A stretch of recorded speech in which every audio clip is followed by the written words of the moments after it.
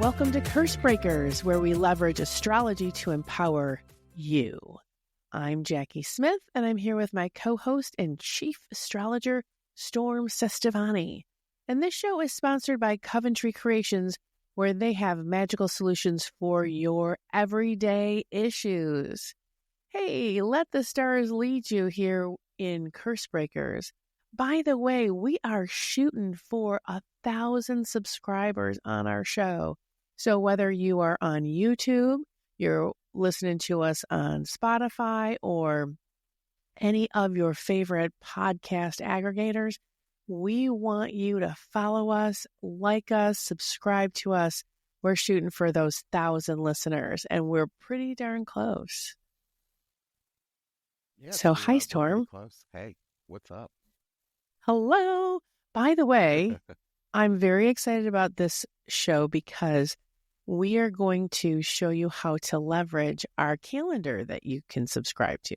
We have this really cool calendar, which you can find in the show notes, that you can click on and subscribe to. It's a Google Calendar, but you can subscribe to it, and it shows up no matter what kind of calendar you use, whether it's, an Outlook or a Yahoo calendar. You can subscribe to this, and it'll show up in any of them. And it'll show you what's going on with the planets every day. What's happening, what's aspecting, and then what candle and what stone will help you with that. Right. So we're going to talk about how you can leverage that today. So yeah, I mean, one of the biggest things about leveraging a calendar like that is because you can see in advance, Jacki, all of the astrological transits that are coming up. And as a result of that, make choices and decisions to be more strategic in regards to any type of magic that you're performing or any form of actions that you're going to take. And it helps you also see things even as simple as, for example, we're recording this while the moon is in Leo. Okay. But the moon is going to end. We had a full moon this morning. Tomorrow, the moon is going to move into Virgo. Okay. And it's a great day to work on tasks, to get things finished, to grind things out, to organize things.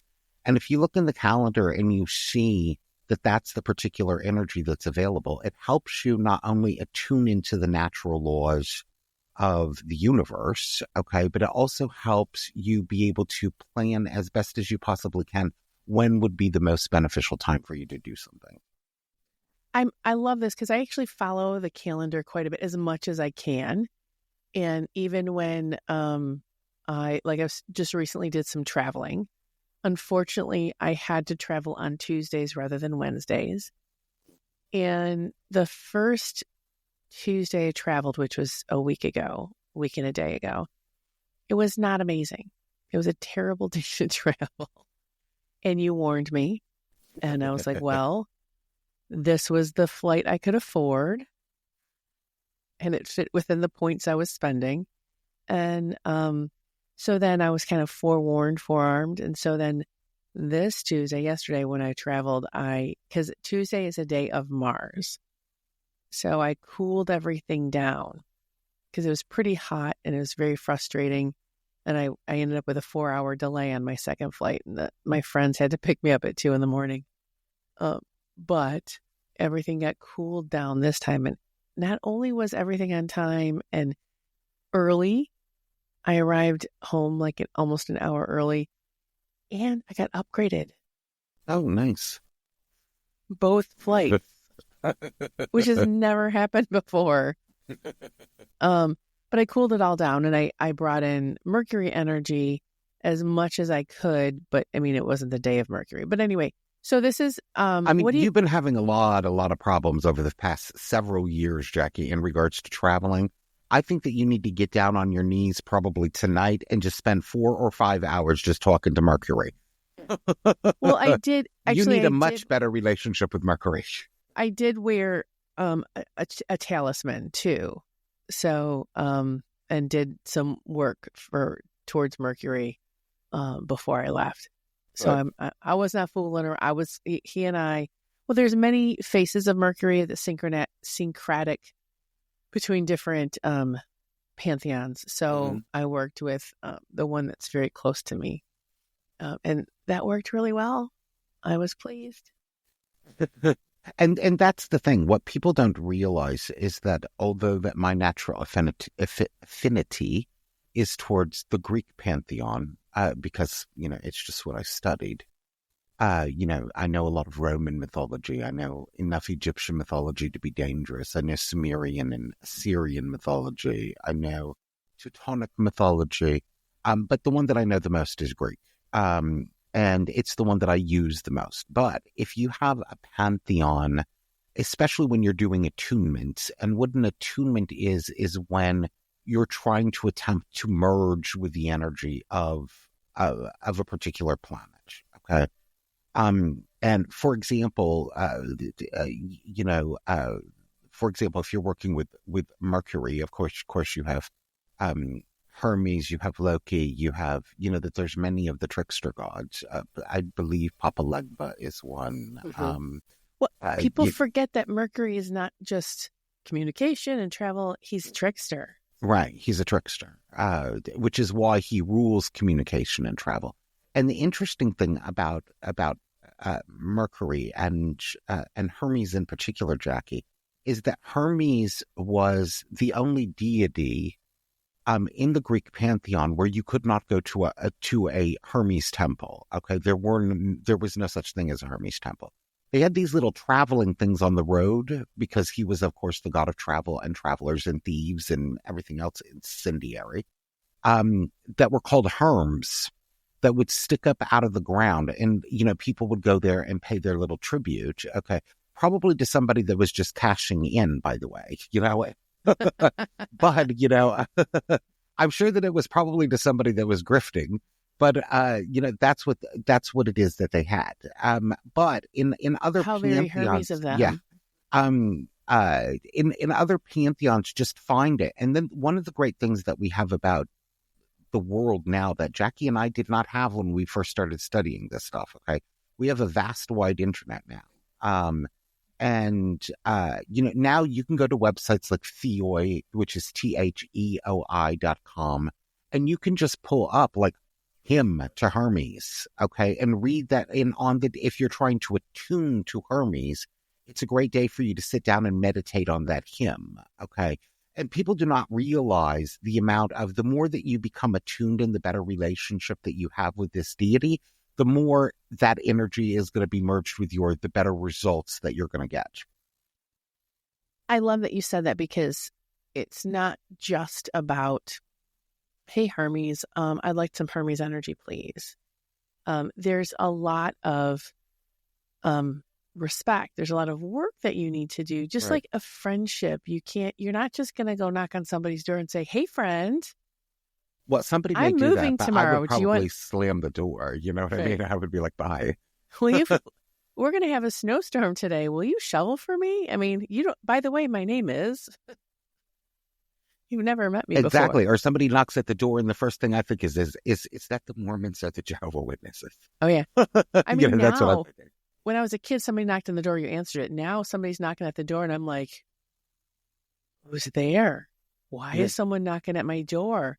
I'm peeking through the window like Gladys Kravitz. What is this very strange, bizarre activity that's going on? Right. I'm like, I'm not answering the door. Some crazy person there. I mean, seriously, it's like, I'm not answering. Somebody didn't call to say, I had this huge, and it was my neighbor saying, by the way, this was delivered to my house. And he saw my car in the driveway and went, oh, well, you must be home. Yeah, crazy. But anyway. But you do it like anybody else. Do it like UPS. Just leave the box at the stoop and go. Well, that's what I did when I You don't have to be sophisticated. I mean, no, I'm like, I'm just going to leave it right here. Anyway, but so you talk about electional astrology, which well, first of all, we're all still reeling from election stuff. But so I was like, electional astrology, what the hell is that? And I got all I'm about to get all mad about it. I went, oh no, wait, this is really cool. It's nothing to do with an election. That's called mundane astrology, Jacki. This has nothing to do with an election. But electional astrology is ... Explain it, please. there are three major branches of astrology. Okay. One is called natal astrology, which is what it is that you get with your, well, four actually. One is natal astrology, which is what you get when you go to an astrologer for them to read your astrology chart. One is mundane astrology, which is political, world events astrology. It is when an astrologer looks at like the chart of a nation or the chart of a country or the chart of an event that occurs and interprets the chart based upon that. Okay. Got it. For example, you can take the inauguration chart of Donald Trump and interpret it. By the way, I have not, and I really don't even know if I have a desire. Number three is interrogatories. Okay. Interrogatories would be more like horary astrology, where you're asking a question to a chart. Oh, and they used to call it thought astrology. In which you would ask a question to a chart and get an answer based upon specified rules that are too complex for me to get into.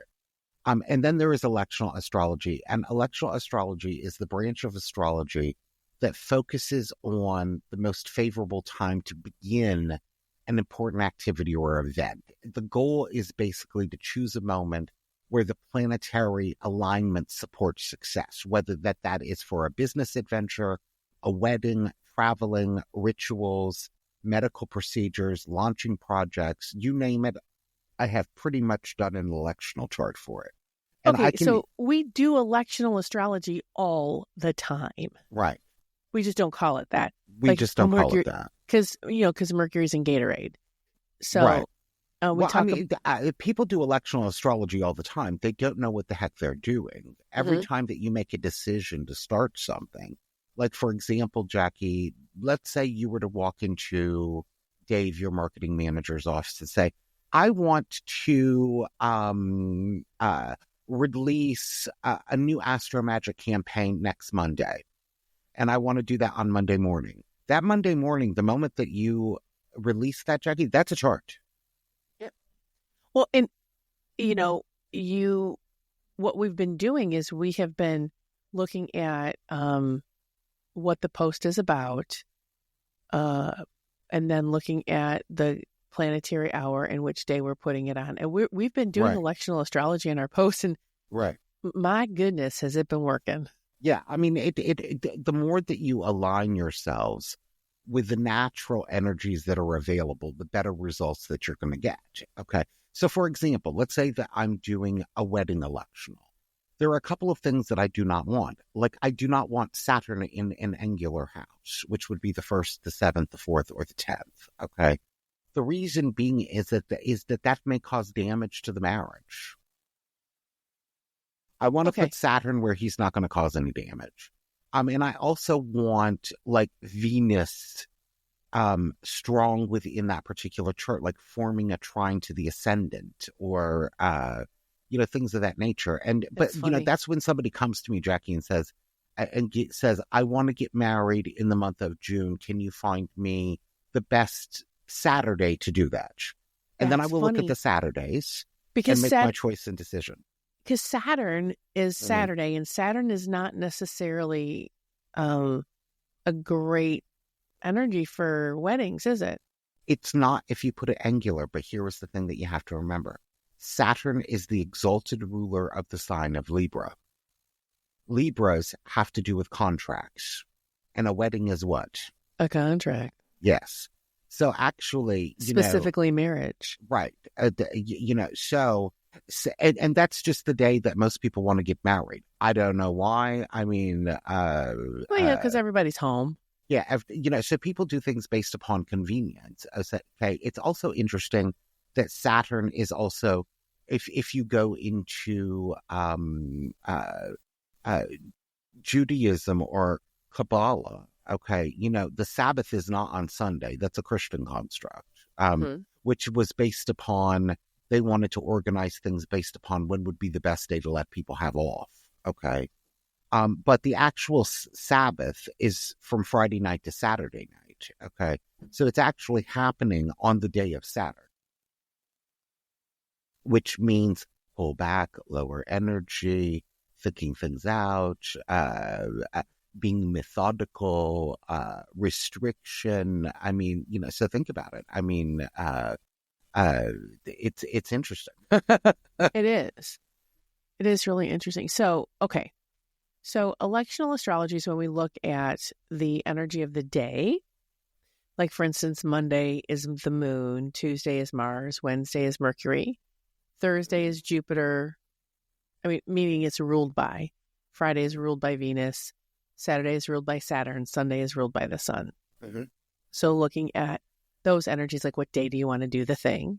Yeah. And then there's also planetary hours. And so each day begins with its ruling planet at sunrise. And then how often... So let's talk about planetary hours for a second. Okay, planetary hours. Planetary hours are... here is the thing. Go onto your little phone, type into the little store, and get a little free app called Planetary Hours. It's available on all devices. The reason being is because how you calculate planetary hours, okay, is you find your local sunrise and sunset times. Now you got to get out your calculator and do math. So say, for example, sunrise is at 6 a.m. and sunset's at 6 p.m. And I'm using these figures just for convenience, okay? You now have 12 hours, okay? 12 hours, and then you're going to multiply that by 60, okay? That's how many minutes that you have. Then you have to divide that by seven, and that's going to give you a number. And that's going to be the planetary hour for that particular planet, which may be, in some cases, wherever you are in the world, that may be 52 minutes, that may be 41 minutes, that may be, like, for example, right now, where Jacki and I live in the upper part of the United States, okay, right now, the dark hours are longer than the light hours, okay? Mm-hmm. And will be until we get to spring, where it's going to reset itself and things are going to be even for one day. Now, right now, sunset, the nighttime hours, the planetary hours for night are going to be longer than they're going to be during the day. That's why I'm saying, just for convenience, just get the app so that you don't have to do the math, because I know a lot of people do not do maths well. Well, I got to tell you, while you were explaining that, I just went and got the app. I mean, that's how long it took. Right.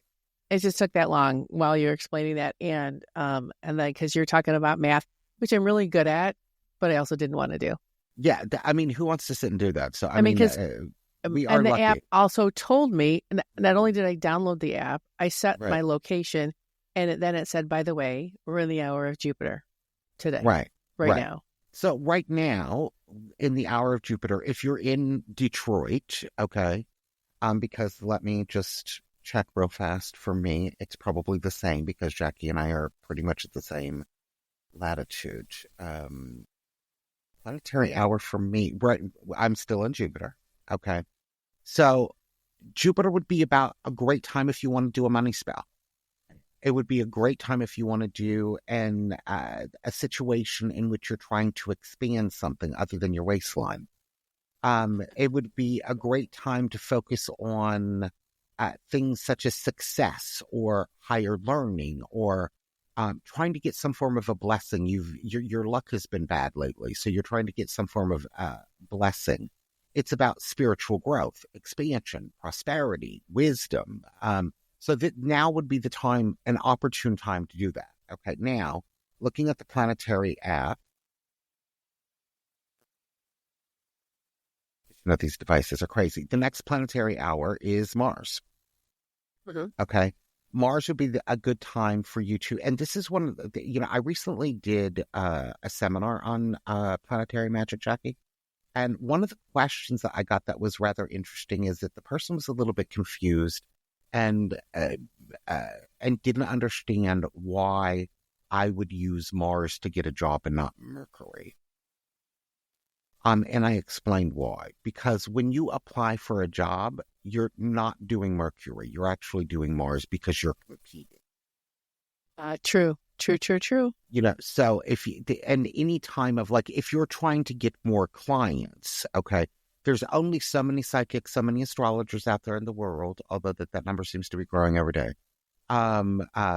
Usually on TikTok, but and some don't know what they're doing. But anyways, if you're trying to get more clients, you're not going to use Mercury because you're competing. You're going to use Mars, okay?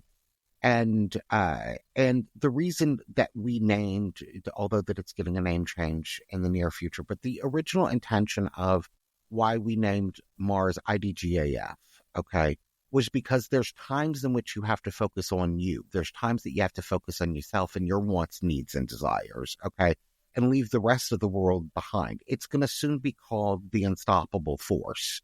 But it's a great type of energy basically to work with in regards to getting the results that you want to get. So when we move to the Mars hour, if you want to, go on to Indeed and apply for something, that's the best time for you to do it.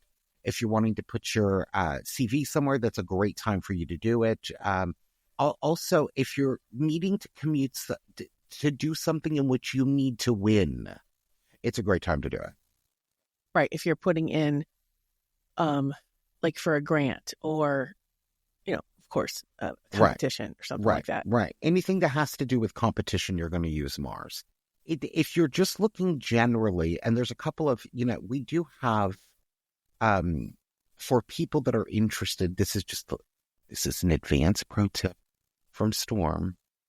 We do have something interesting that's going to be coming up in the month of June, Jacki, which is the planet Jupiter is going to move out of Gemini, and it's going to move into the sign of its exaltation in Cancer.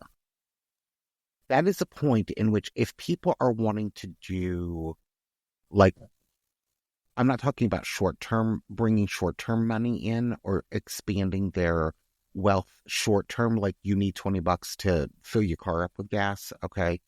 I would probably more use the moon for that. But if you're looking at long-term expansion, long-term growth, we have a whole year, Jacki, that particular energy is available. So get to work. Get your Jupiter candles now. And that starts in June, you said. That starts in June. Now, okay. We also have another thing that's going to happen, which Saturn is going to be moving into the sign of Aries. Okay, now Saturn in Aries is a whole different ball of wax because Saturn in Aries, Jacki has one natally,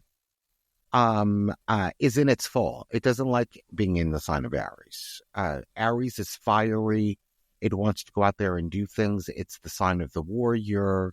It is about getting results. Okay. Saturn wants more strategy than that. Okay. So when Saturn is in Aries, the things that you can do, first of all, I would not recommend making a Saturn talisman while it's in Aries at all. Okay. So for 2.5 years, stay away from the Saturn talismans. You do not want to be walking around with an energy in your possession that is not the best energy that you can possibly get. Okay. You just should, I wouldn't recommend it. You might go through some very uncomfortable experiences, okay? Or people are going to want to fight with you all the time. You don't want to do that, okay? But what you can do with Saturn in Aries is that you can begin to start to work on things such as Saturn helps with discipline. It helps with persistence. It helps with overcoming impatience, which are all Aries things. Aries is not a patient sign. It wants things now, okay? Saturn says you can have what you want, you just have to wait. Got it. Yeah. Okay, let's go back to Jupiter for a second. Sure. I was reading something where if you use Jupiter in spells, it's more short term. Like it's not a long term thing. Wrong. Okay. Tell me about that. I want you to think about the planets in regards to their speed around the sun. Okay. Okay. And think about, first of all, the moon, it does not even technically move around the sun. It moves around the earth, okay? Mm-hmm. It goes through a sign in 2.5 days, okay? And it completes a whole cycle in 28.5 days. So if you're wanting to, so lunar magic, Jackie, is that fast energy. Okay. It's the Okay. fastest planet. Okay. Then you have Mercury, which is next. Then you have Venus. Then you have the sun. Okay. Then you have Mars. Then you have Jupiter. Then you have Saturn. It takes Mars 2 years to go around the sun. It takes Jupiter 12 years to go around the sun. So if you're doing, so I did some energy work, some spell work, not Right. just energy work, some spell work with Jupiter. Mm-hmm. Did a sigil and everything. Mm-hmm. I did not look at where Jupiter was astrologically. I was just kind of using that, I was just calling upon Jupiter. Mm-hmm. And it worked. It worked. It had a burst of stuff, and then it tapered off. But I had to look back at when I did that and where Jupiter was. Right. And then I was reading further, and it said, "Well, Jupiter just does stuff in bursts. It's not long lasting." Interesting. Be very, very careful in regards to that type of stuff. The reason being is because Jupiter takes 12 years, Jackie. It's going to be in one sign for a whole year. Okay. Saturn is going to be in one sign for 2.5 years. So when you're talking about long-term wealth, okay, I'm not talking about you need money to pay your bills next Friday, okay? Use a different planet. Got it. Use the moon, because that has to do with security. If, like, for example, the reason that you need that money, okay, is that you need to pay your electric bill, okay? Use the moon, because you're dealing with your personal security. If you're needing some money just because, you want to go out and you want to do and you want to have some fun and you want to go to Sephora, use Venus. Interesting. Okay? If you're talking about you want your business to grow in an exponential sort of way, use Jupiter. And understand that it's going to be a long term. So I feel like if I'm going to work with Jupiter on growing the business, right, it's going to be repetitive work. It's not going to be a thing and it's going to happen right away. It's going to be something that I sustain. Well, you would also begin that particular process like in June when Jupiter goes into Cancer, Jackie. At that point, I would have already done all of the research, already got the documentation, the hymns to Zeus. Mm-hmm. I would have all of that downloaded. I would have Jupiter's symbols all over the place, okay, for you to look at, because your eyes are how you transmit information, whether you like it or not. So even glancing over the sign of Jupiter throughout the day, okay, or the glyph of Jupiter helps bring that energy in. I would get up in the morning, Jackie, for 5 minutes. Zeus, how's things going, buddy? Okay. Or whichever pantheon Jupiter, you want to go in. Whether it's Zeus or Odin or whatever. Okay. Whoever is the king of the gods of the pantheon that you're in, even if you want to use Yahweh. Okay. That's the way that you go about working with it, and then you tune, and then especially, Jackie, on that Thursday day, that's your church day with Zeus. And then the other thing that you can do is that you can ask this planet, what messages does it have for you? Got it. You can also receive information, have that transmitted. The idea is merging your energy with that other energy. Okay. More that you merge, I think, better results. Honestly, Storm, if you created instructions on how to do this for June, I think you're going to get a lot of people wanting to buy that. I've got a lot of stuff coming. So Storm, how does this electional astrology work with the lunar phases? Because this is where lunar phases is applied, correct? Yeah. I'm going to tell you, and one of the reasons, Jackie, that you and I wanted to do Curse Breakers, after doing six years of Keep It Magic and thought that we had covered everything underneath the sun, okay, and we thought that our body of work of podcasting was done, is because of a lot of the gross misinformation that is going on on the internet in regards to magic.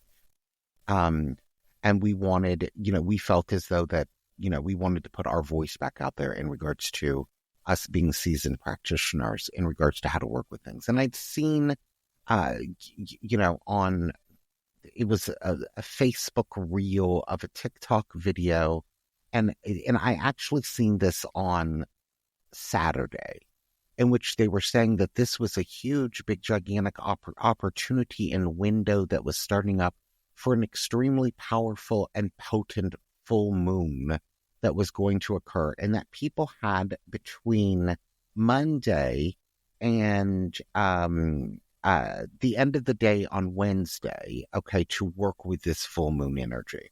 Okay, that's wrong. Really? It's wrong. Because that is that's how I work with it. So tell me. You need to stop. So tell me why I'm wrong. Okay. Just because a sign is the sign of the full moon, let me first go to the new moon, okay? The new moon is when that there is a conjunction between the sun and the moon in the heavens, okay? Everything leading up to that new moon, Jackie, is a waning moon. So you're getting rid of something, okay? So let's say, for example, that the new moon is at 28 degrees of whatever sign, stop sign. Okay, it's at 28 degrees of stop sign. And you do that particular new moon ritual while the moon is at 0 degrees of stop sign. You're in a waning moon. You're not in a waxing moon. So whatever it is, you're working against the natural energies. You're basically telling something to grow when we're in an energetic cycle of something to die. Okay. So it's kind of like a canceling out type of energy that's going on there. Okay. Now let's say that new moon, Jackie, was at 6 a.m. in the morning. Okay.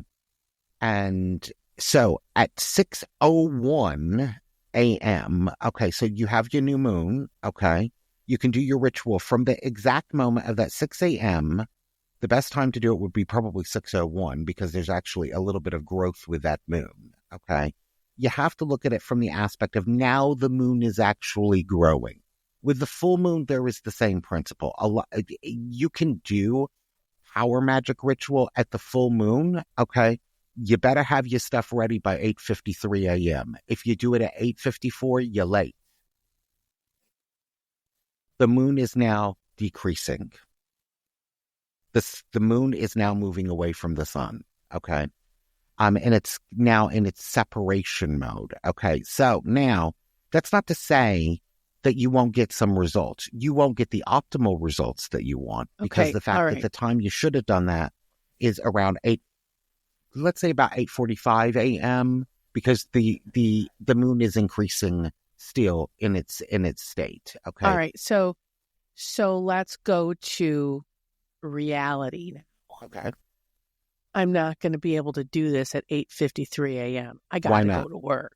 You got to go to work, right? Right. So you can. I got to go to work. And so I'm going to need to do this the night before.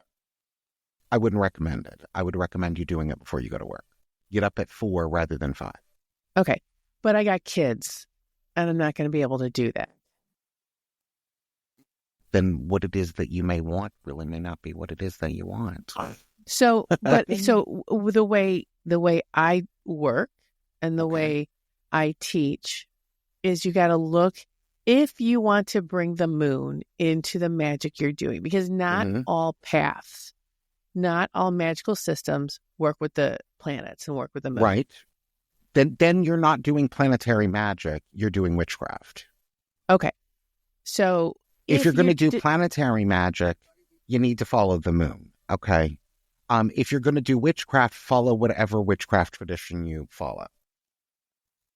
But let me finish my statement, please. If you are going to bring the moon into it, look at where the moon is in the moment you're doing your work. Right. So if you're at the last stages before the full moon, if you're right before the full moon, so you're in the place of increase, and you can't get to that perfect moment of full moon and you're really damn close, then understand you're not at the full moon.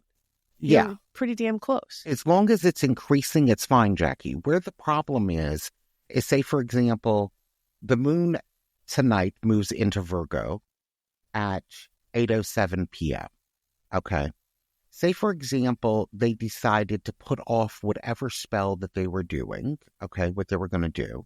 Your example in regards to last night would be beneficial than doing it tonight before the moon moves into Virgo.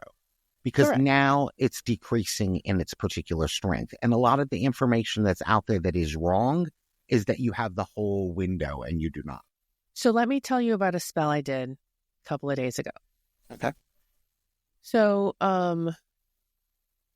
my friends are very much akin to the moon and where it is in astrology, etc. And what came out in our doing a reading and what our needs were is we had to do forgiveness work, balancing emotions, healing, all of this stuff. And I said, all of this stuff is clearing and we're in a place of increase going towards the full moon. Right. So how is this all going to work together? And we came to a place where we needed to pull it all up because we've all been suppressing it. And so what we set up is we needed to increase it. We needed to pull it all up and increase it to the point of the full moon to let it go. So we kind of set a timer because we weren't going to be together on the full moon. So we set this timer. We had, of course, we might have had candles because I might have brought them with me. And I brought a selection of candles not knowing what we were going to do. And so we set this timer for our spell to say, and then at this point, it's released. And so that's kind of how we brought the full moon. And we looked at when the moon was going to be at its fullest point, which was this morning. And I think that people need to look at, now here is where you can play what around did you think, with it. by the way, before you go away from that, what did you think about that? I think it's a good idea. And it's where I was going to go. For example, say, for example, somebody wants to, they have no other option, Jackie. There is no way that they can cast a spell before this new moon. And let's say what it is that they're wanting is to increase their finances. Okay, I'm just using it because it's easy. And they were to come to me and say, Storm, there is no possible way that I can do that by that particular point. What would you recommend I do? And I said, I would focus on eliminating poverty. 100%. I would focus on removing your particular negativistic belief systems about what wealth may mean or what prosperity may mean. And as you know, I'm a strong believer, Jackie, in that a lot of people have a very misguided belief in what prosperity is. Prosperity for me is are all of my needs met, and do I have a little extra? Okay, is my health insurance paid? Is this paid? That's prosperous. Okay, that may not necessarily be considered wealth, which is a totally different word. Okay, but that's prosperous. Okay, you're thriving. You're able to get your needs met. If you're not in prosperity, you're in poverty. Okay, so that you may need to reduce a lot of those particular idealisms, and you can work with the waning moon in regards to removing things, which is why we called the full moon candle "Let It Go," because that cycle from the full moon to the new moon is where you should be letting things go in regards to your life. Like, for example, one of the things that people can let go of in the sign of Leo, beginning in the sign of Leo, is pride, arrogance, feeling as though that you have all of the answers, feeling that you need to be the center of the show. You know, there's a lot of different things that you can work on during that particular period of time, and then continuing through the waning period of the moon. Okay. Now, of course, the converse is good. Say, for example, let's use an example for where people should use, where we could flip around the new moon. The new moon is beginning something new. And say, for example, what they wanted to do is end a relationship. Okay. They can't do that, Jackie, before the new moon. Okay. It has to be afterwards. They could then, use the particular magic of after the new moon to work on themselves, to grow as an individual, to realize that they themselves as an individual is an effective person. Okay. Perfect. That they may not necessarily need a partner in regards to their lives. And that's how you can flip that script. Okay. So in the Coventry Oracle, it was really interesting because I had to have that entire mentality when I was like writing stuff about like needed change, the needed change candle, but I had to write, so how can the needed change work to bring something to you? Mm-hmm. And so it's like, oh, well, if you pull the needed change candle and you need to bring something to you, what you're doing is you're, it's just like that whole process. And so I think about it all the time. And I have people talk to me all the time about like, well, I need to get rid of this in my life, but I'm in the wrong mood. I'm like, well, then bring something into your life that's going to push the other thing out. And usually it's an internal process. Also, Jackie, I'm going to do a shameless Jackie promotion here in regards to candles. There is a whole astrology section in the Big Book of Candle Magic that I know because I helped Jackie write that part. In regards to how to use the different planets in different ways. Yes. Including the new and the full moon, in regards to, where you may need to let things go and where you may need to let things grow. And it's kind of just flipping the script and looking at it from the converse. That's the best way to approach things. Okay. The main thing that I want people to get into their mind is just not, if you're going to do that spell at 8:55 in the morning and you want it to increase in regards to your finances, your petition should be a little bit different than it would be at 8:45 a.m. Yes. Okay, I can see. So this is all this electional astrology. Right. This is if you choose to use electional astrology. I want to talk about that a little bit again. Sure. Because there are many different types of magic. There's different types of witchcraft that you can do, and this is one of them. This is one of the ways to break that curse. Right. That you can move into. This is one tool. Yes. One tool. Not the only tool, one tool. Right.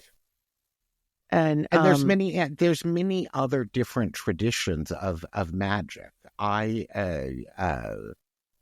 Jackie is much more in tune to sympathetic magic than I am. I am much more adept at ceremonial magic. Okay. And planetary magic falls under the auspices of ceremonial magic, actually, not sympathetic. It can be used for sympathetic magic, but it depends on what you like better. Some people like Burger King, some people like McDonald's. After a whole week of really clean eating, the thought of that, it just makes my veins and arteries shiver. Well, I'm going to lunch with my husband for Valentine's Day, actually today, because we're about to get a major snowstorm and probably won't be able to go anywhere Friday. But again, we're tweaking the energy to make it work for us. And who decides it's Valentine's Day anyway? Yeah, who decides that, it's Valentine's Day? But, so this is what we're going to do so that we can still participate in the energy. You know what I mean? Unfortunately, we can't control the weather. Well, I could get some saffron and really do a ritual if I wanted to, but, that's just too time consuming. Let it snow. Right. I don't like to interfere with the weather. Right. I mean, if it's not, it's not, if it's not like life threatening, right. Just like let it snow. Yeah, because you can do your protection spells in regards to protecting yourself personally. Okay. But what I get concerned about with that, Jackie, is that what is the butterfly effect of that? You know what I mean? Exactly. If I mess with something environmental, or I mess with the natural laws of the particular universe and nature, okay. If I stop a snowstorm in upstate New York and Michigan, is that going to cause a tsunami in Japan? And I would feel horrible if there was one. You know what I mean? So no, I don't want to mess with Yeah, I don't. You know what? And Mother Nature is much greater than I. So it. Right. how I it is not my manifest destiny to own that whole thing. Right. I got to work within. So it's kind of like I can't change the orbit of the planets. Right. I got to work within them. Right. That's my philosophy on that. I mean, and it may, I may sound like I'm, what's the word I'm looking for? It may sound conflicted when I talk about shifting energy, but whatever. There's a lot of we're in a trying period, I think, worldwide with a lot of the astrological energies that are going on. And Pluto moving into Aquarius is really hitting us with a bang. And, I've been warning people for years that Pluto in Aquarius was not going to be, the brotherhood of light and all of us coming together and all of us. That may be the end result. Okay. But it's not the song from Hair. This is the dawning of the age of Aquarius. No. No, it's not at all.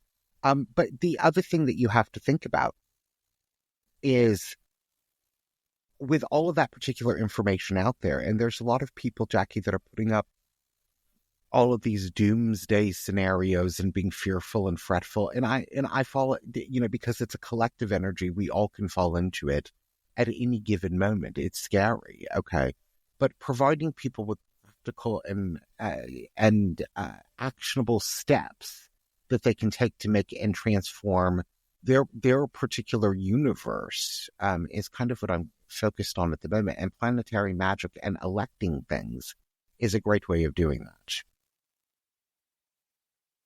I agree. If you understand, well, you bring me a lot of solace, actually. And I do have the privilege of sending you messages or straight up calling you and going, seriously, Storm, what's happening? And then you'll go trine conjunct, planetary alignment, right. blah, and blah, sometimes blah, blah, blah. There's not anything going on, Jacki. That's your own bullshit. Well, when you give me all the astro speak and I go, wait, dumb it down, baby.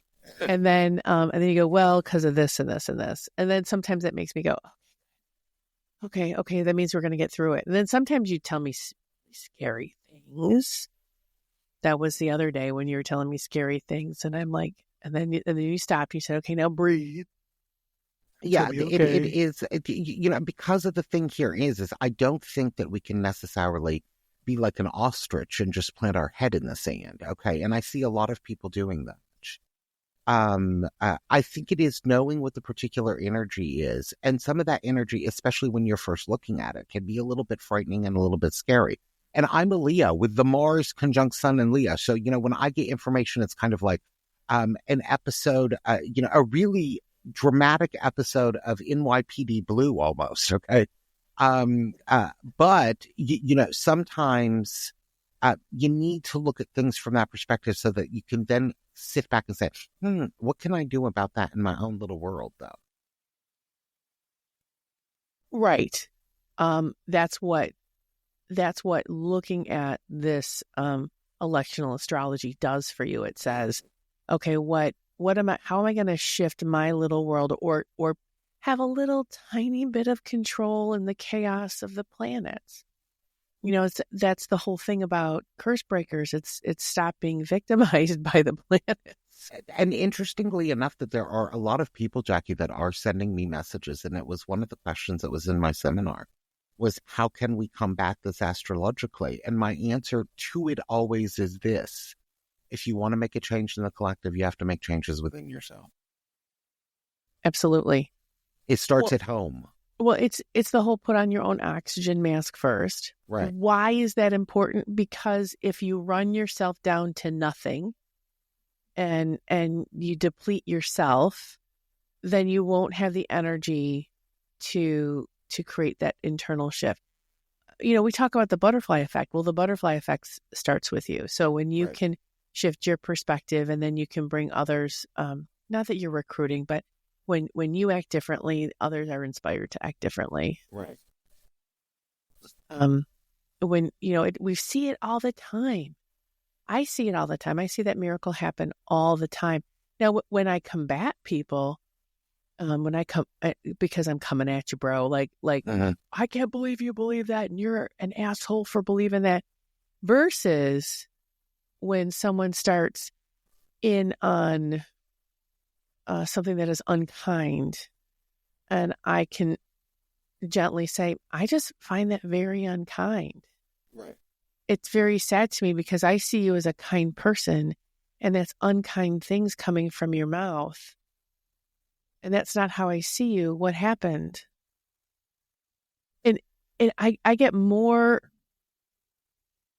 positive response from that than any argument I can ever have with anyone. I invite everyone to try that.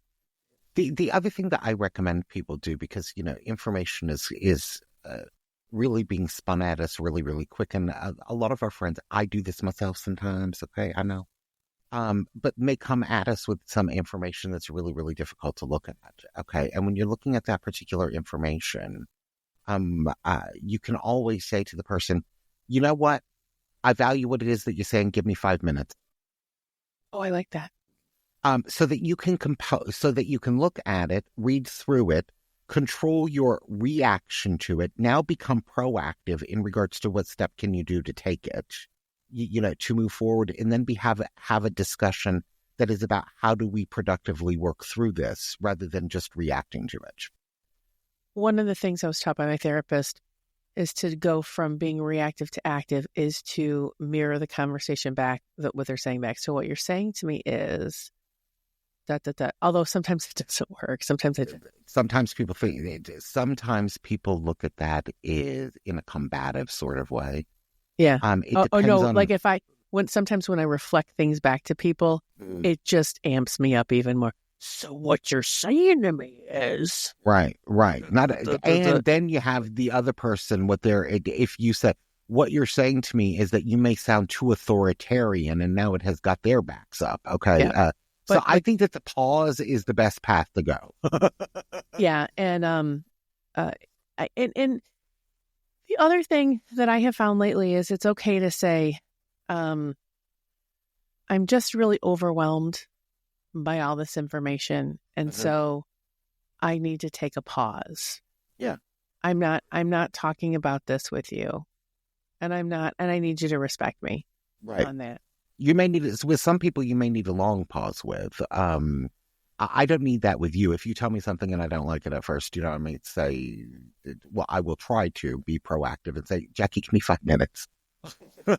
Well, but see, we have built the trust and respect with each other. So that's the other thing, is we have built the trust and respect. So there's people in my life I have not built the safety of trust and respect that we can safely have this conversation. So there are people in my life where if the conversation starts heading in an uncomfortable direction, I'll say, no, this is my boundary. I will not have this conversation with you because I choose to have a relationship with you, and this conversation will break it. Right. And if it is something that you do feel needs to be discussed, what you can do, using electional methods, is that you can always say to them, can we talk about this on Wednesday? I have 9 a.m. until 10 a.m. available. Right. You get out your phone and your Planetary Hours app, and it looks like you're looking up your schedule, and you can say, okay, in the hour of Mercury. Yes. You can look at it and decide, that's when you're going to do this. So if you need to have a conversation about your relationship, you can look at where is Venus.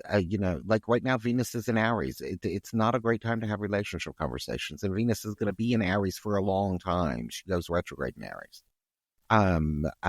So we may even talk about that soon.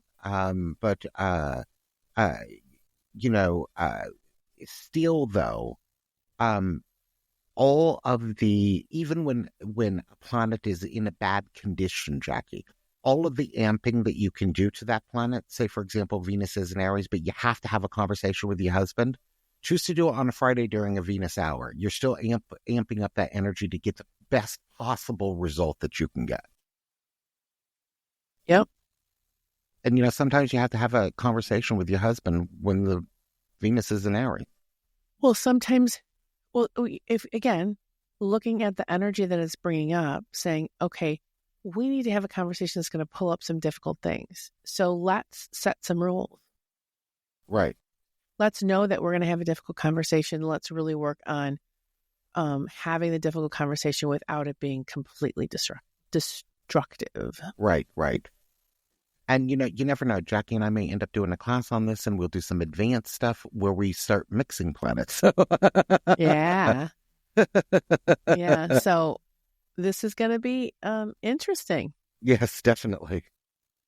Well, this kind of takes us towards the end of our show here, talking about this electoral astrology. Electional. Electional astrology. Sorry. See how electoral would be Monday. Electional astrology. Definitely. Jackie, where can people find you? Oh, you can find me on all of Coventry Creations or Coventry Candles social media, but it's mostly Coventry Creations. And you can find me through all of that. I'll look at it, I'm a monitor it, and I answer it. Yeah, because Jackie's a social media girl now, so she'll find all that. You can find me at Storm Cestavani pretty much everywhere except Facebook. I'm facebook.com/astrogossip because I like to talk about astrology. Make sure that you download our calendar. You can, on whatever you're listening to us on, there will be a link to that so that you can get that going, so you can get your electional astrology groove on. And Jackie, wherever you are listening, whatever podcast platform you're listening, make sure that you like and subscribe to us, because we are shooting for that 1,000 subscribers, listeners, and because we're super excited. We're getting really close. Yes, we are. And don't forget, we're also on YouTube. Yes, definitely. So, listen to us on YouTube. Listen to us everywhere. Just listen to us. And what do they need to do until they see us again, Jackie? Keep it magic. Hey, everybody. Speak life.